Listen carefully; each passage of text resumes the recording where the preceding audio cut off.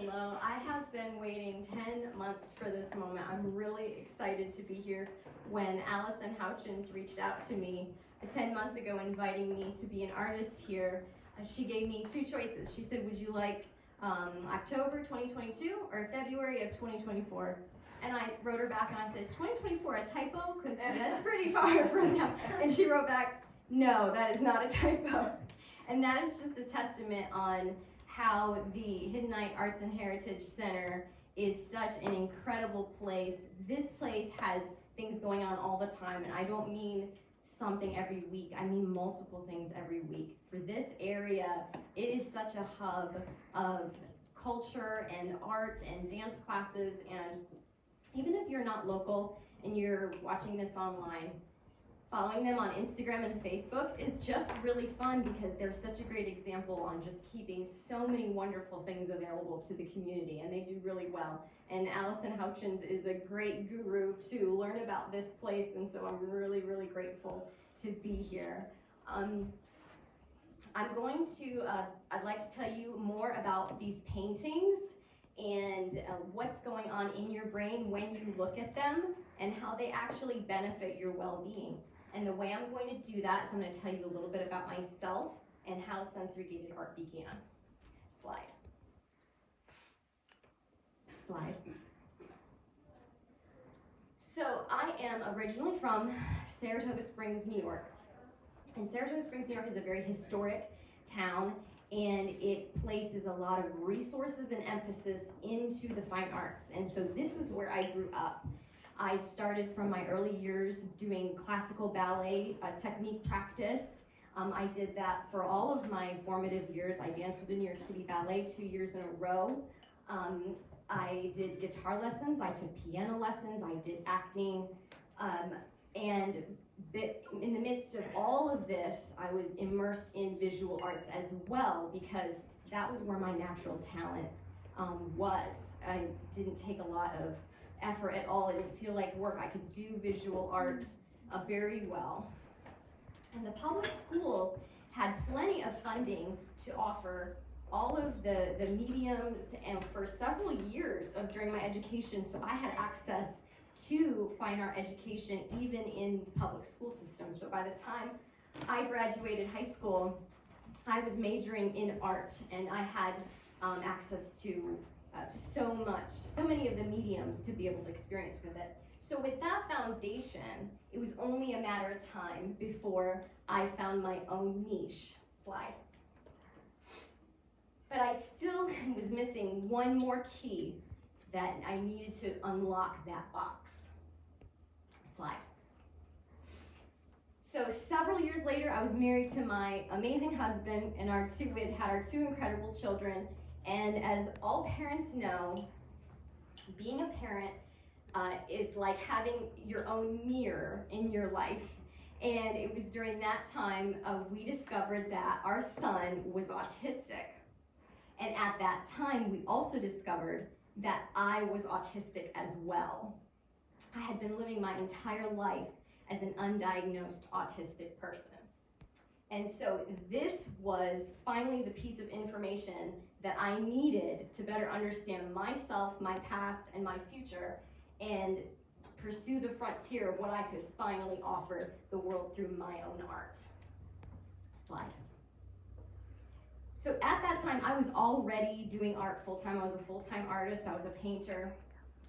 And I had a very specific style. It was very consistent. Slide. Slide. You'll see that just the components, the characteristics, very consistent. I was very passionate about this is how I wanted to communicate. Slide. Slide. Slide. So, knowing that I was autistic, I dove into the autism community, autism research. I did lots of reading, lots of listening, lots of research. I met lots of autistic adults, and it was during that journey that I came across an article from an autistic colleague titled Sensory Gating. And I read that article, and it was in that moment that I realized I had captured the sensory gating process in visual art form. That is a cognitive process of the brain. And according to my research in the art world, my art did not match anything that was already being done. It was just this completely new style, and I realized this was a new genre, and so I called it, slide, sensory gated art. Slide. Okay, so we'll sidestep here and talk about what is sensory gating again. So sensory gating is the cognitive process that the brain does to filter out to the important information from the unimportant information as taken in through the 5 senses. Slide. With my sensory gated art, I accomplished this process for the viewer's brain. So the way I wanted to express myself was I was taking the core important information, and that was what I was delivering through the lines, the colors, and the textures. This is what I felt was the most important thing that viewers needed to see when they enjoyed my art. Slide. Okay, we get it. So sensory gated art is a filtered image. So, slide. What does it have to do with being a window into the autism world? Slide. Okay, so if you're still tracking with me, research and the autistic community all agree that a significant component of the autistic experience is processing sensory information. Slide. The autistic brain processes information differently than most brains do. Instead of subconsciously filtering out most incoming information and arriving at a common conclusion, the autistic brain spends a significantly greater amount of energy consciously filtering information. Slide. This process can manifest uniquely for each of us at different times.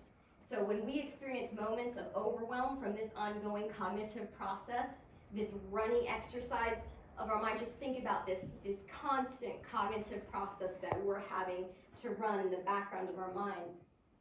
We can experience overload, arriving even to a fight or flight mode. And this is what you will see in some autistic people, that they will have a meltdown, an outburst, or they'll have a shutdown, a mutism.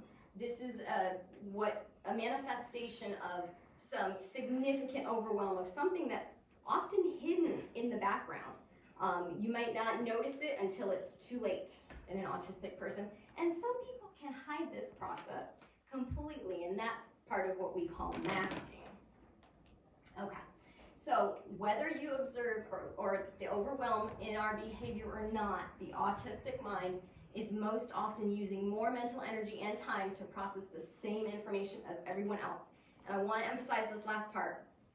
It's not because we are slow, it is because we are considering more possibilities than others as we take in information. It's because we're not as good at ignoring all of the sensory information as most people are, or the neuromajority. Slide.